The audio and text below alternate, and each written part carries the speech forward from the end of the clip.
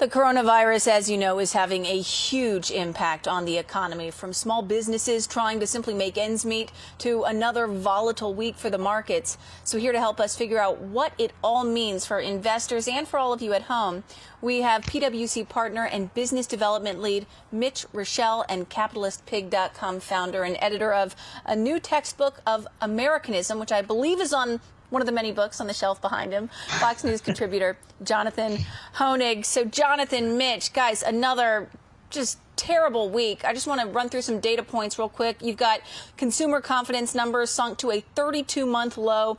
Unemployment rate jumps to 4.5%. And then those jobs numbers, even worse than expected. The initial jobless claims surging to more than 6.6 million, more than double than the previous week. Mitch, which of those data points jumps out to you as just the worst? From worst to best, Kristen, I would say that the weekly jobless claim number, because the unemployment rate that came out yesterday, there's a little bit of a lag there. The survey was done in the middle of the month of March. So the real indicator that I think the market's looking to, and in fact, every American feels it, is the jobless claim number. And there's some estimates up there that are hellacious, showing us week after week we could get to something like that.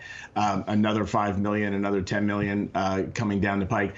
The reality is this program, the Paycheck Protection Program that became live yesterday, is intended to stem that tide and give small businesses, which employ 60 million Americans, much needed relief to get people back on the payroll. Yeah, well, since you brought it up, let me just ask you one more question about those paycheck protection programs.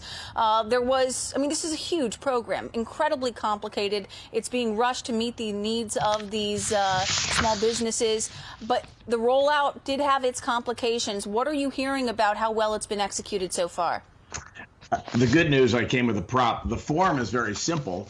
The rules, like anything in the banking world, which is regulated, are complicated. I think a lot of scrambling went on last week, and banks were trying to get the resources pulled together and their infrastructure pulled together to accommodate it. I think this week, hopefully, will be a lot more efficient for borrowers. But everybody, the word got out, and borrowers were literally lining up at banks to get their loans. Yeah, I mean, Kristen, I have to say, ironically, I think it jump should in be here, Jonathan.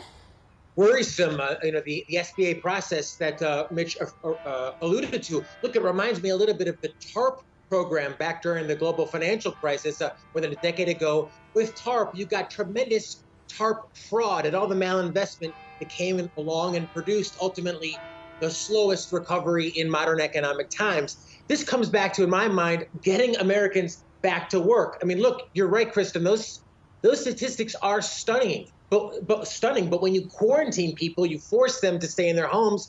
I mean, we're not looking at a recession. We are looking at a Great Depression. So we need to find some way to allow businesses to be creative. Yes, of course, isolate the vulnerable, but perhaps follow more of the Swedish model, which is not an explicit lockdown, and letting creative businesses find some way to produce even in this pandemic, even during the pandemic.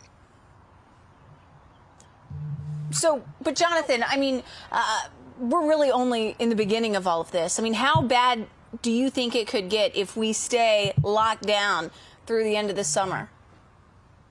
Well, boy, I mean, it's how further down the day. The thing I think the president doesn't understand, Kristen, is that the economy isn't like an engine. You can't quickly turn it off and turn it on. And the longer you allow businesses to run fallow in effect and not stay creative and not try to solve this problem, the longer the system is going to persist. So, one easy fix, for example, if they want to put money in people's pockets, would be following the Hubert Humphrey model. Cut some taxes, cut the gas tax, for example, allow people who have to be productive to work to pay that much less at the pump during this era. So find some creative ways. If we continue to shut down the economy, a Great Depression isn't just a possibility, it's a guarantee.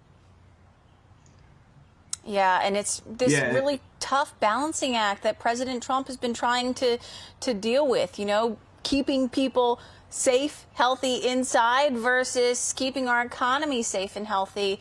A really tough decision that he's having to deal with. And then you have, of course, some folks who say it's not a choice. It doesn't have to be a binary choice. But at the moment, it certainly seems like that. Mitch, Jonathan, got to leave it there. Thank you guys so much.